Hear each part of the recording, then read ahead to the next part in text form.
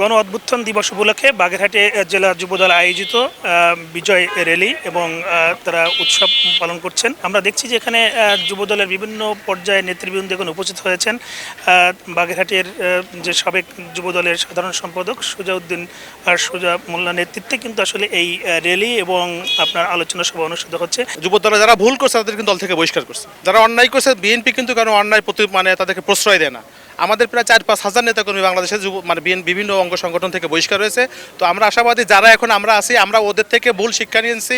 আমাদের যুবদল বর্তমানে যারা আছে দায়িত্বে, তারা কোথাও কোনো ভুল করবে না, অন্যায় চাঁদাবাজির সাথে জড়িত না।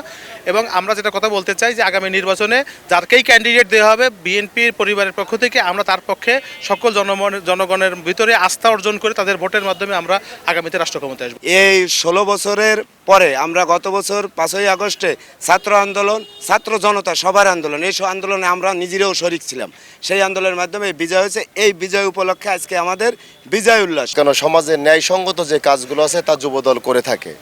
এবং আপনারা জানেন এই ফ্যাসিস্ট সরকারের আমলে যুবদলের নেতাকর্মী বেশি ক্ষতিগ্রস্ত, এবং তারা এই যে ছাত্র জনতার যে আন্দোলন, এতে যুবদল অর্থ, রক্ত সব দিয়েই এই আন্দোলন সফল করেছে এবং এই ফ্যাসিস্ট সরকারকে বিদায় করছে। একটা বছর পরে যে যুবদল কতটা গতিশীলতা, কতটা শক্তিশালী হয়েছে তেমনটাই কিন্তু জানিয়েছিলেন এখানকার যারা নেতৃবৃন্দ রয়েছেন তারা।